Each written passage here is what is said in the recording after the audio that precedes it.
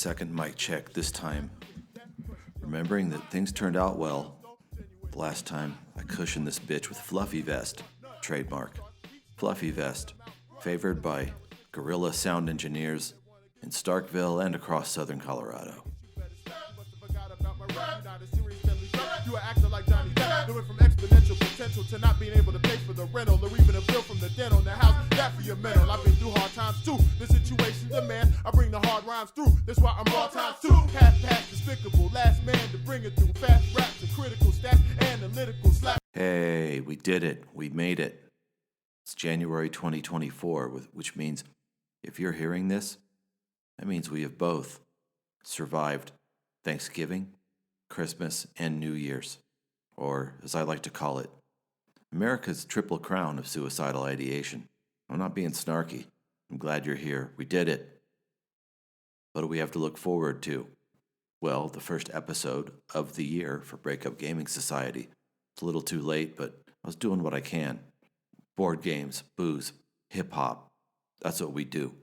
The board game in question is going to be a blog post I wrote journaling my efforts to learn Thunderbolt Apache Leader, solo, highly crunchy with a lot of steps and a lot of pieces, war game by Dan Verson Games. I'm basically just going to be reading the blog post, which you should have read by now, but now I'm going to read it to you because you were too lazy and you were a big dumb baby. But that's going to come after Drink of the Week. This is where I continue my several episode cinnamon whiskey experimentation notes, and here was the question. The hypothesis was, what happens if I buy an even cheaper handle of whiskey to infuse with peppers and cinnamon than I did the first time? The first time I used Tin Cup. Now we're going to find out what happens when you use Jim Beam instead. We're going to report on that. Then the game. I'm out of order. Then we're going to do a fun track by a Handsome Boy Modeling School, which was, of course, the collaboration between the legends DJ Prince Paul and Dan the Automator. There you go. Why waste any time?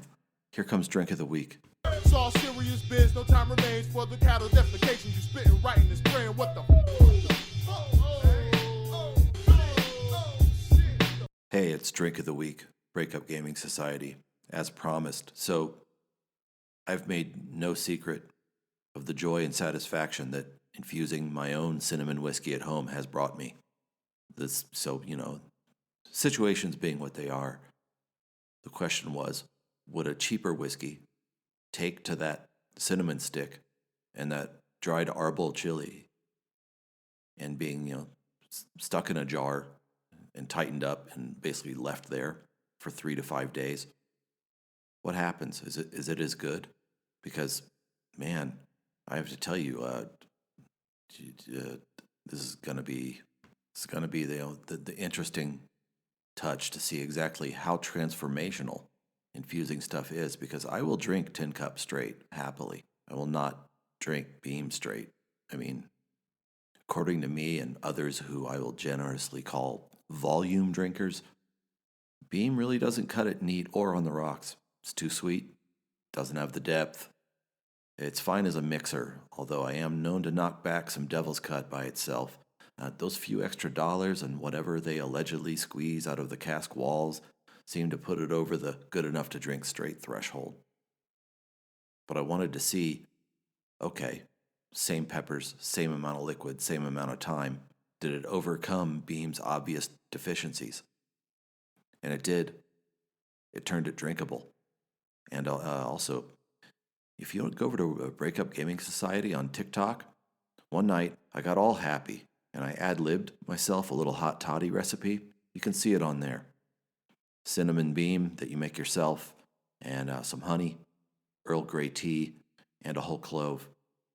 And you're in business. It was delightful. It was just what I needed for a cold, boring night.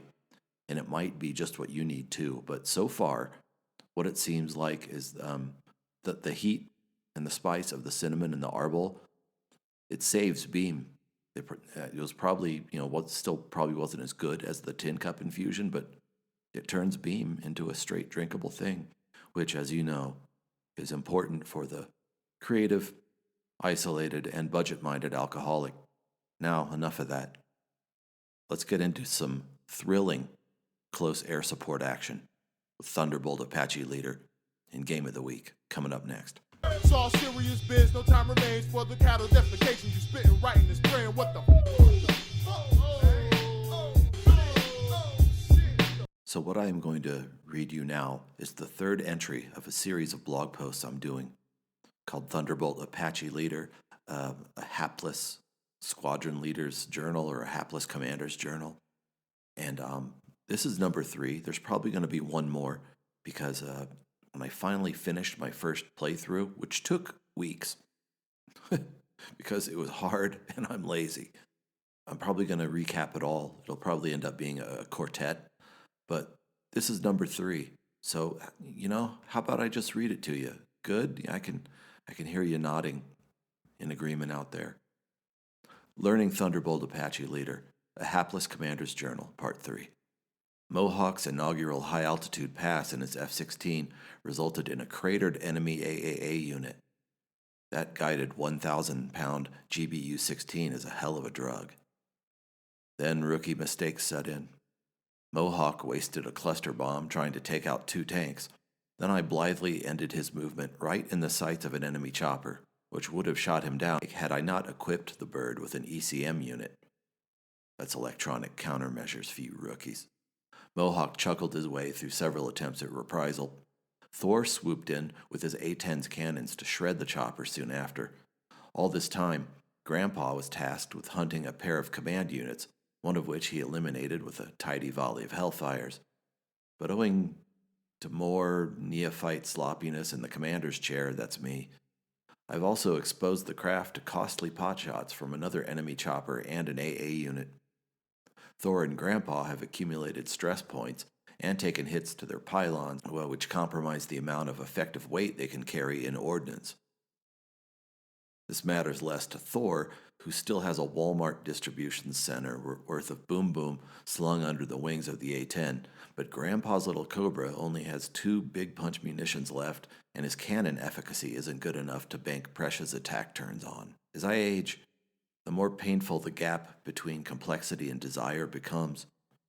Bouncing around between 3 different applications and 4 different source docks to harvest some sliver of capital B boring out of 15 shards of capital B boring for some boring-ass project makes my mind claw for elsewhere like a mouse trying not to drown in a jar.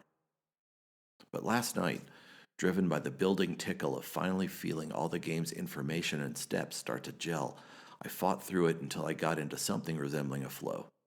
I was doing stuff wrong. Line of sight, figuring out who can shoot and who can shoot who, and when and with what. It still had me bouncing back and forth between the rulebook and Board Game Geek forums every few minutes. But the mound of stats and chips was starting to take the shape of a game. And now I'm hungry and I want more. I'm finally feeling the thrill, the quiet pride and accomplishment of figuring it out. Building odd monuments with a single viewing chair and a protean gallery of your own learning experiences is one of the things you learn to treasure as a solo gamer. I believe these little triumphs and insights enrich the inner life. So, day 2 of the mission looms, and per the restrictions of the rapid deployment scenario I drew, I can't switch any pilots out. Just to see how it goes, I'm going to split my trio of flyers into 2 separate groups and see if I can effectively harass 2 enemy battalions. My expectations for this experiment are low. Grandpa was a mess after day 1. He's 1 more hit from crashing after failing a ridge evasion check that put his stress levels close to the unfit range. Also, now there's a munition shortage for this turn, so I'm trying to find a few missiles he can fire off while hovering and hopefully exit before he gets shot down, which almost feels like an inevitability. Mohawk, his craft still undamaged, will be hunting the rest of the hexes versus an assault battalion, while Thor, whose stress levels have also crept up dangerously, is heading after a separate target to see what he can get away with. There's one quibble here. I think I'm going to ignore the step where the rules say to strip damage and stress counters off of the pilot and craft cards, then log them all on the sheet during the bookkeeping steps. Why not just track them with the counters on the cards? It's a better dashboard for me. Maybe this doesn't work when you have bigger squadrons and more stuff to track, but it feels like an efficient workaround for now. And there you go. That was part 3 of my hapless commander's journal. There's going to be one more where I sort of tell you what happened for the rest of the mission. It was a compressed. A lot of the missions are longer, and you get to buy bigger squadrons. This was a rapid deployment one, so I got very limited points to buy stuff and only 4 days to fly all the sorties I could. So I'm going to recap it all in an upcoming blog post. Thank you for listening. Let's not waste any time. Let's get on to track of the week. It's all serious biz, no time remains for the cattle defecation. You spitting right in this brain, what the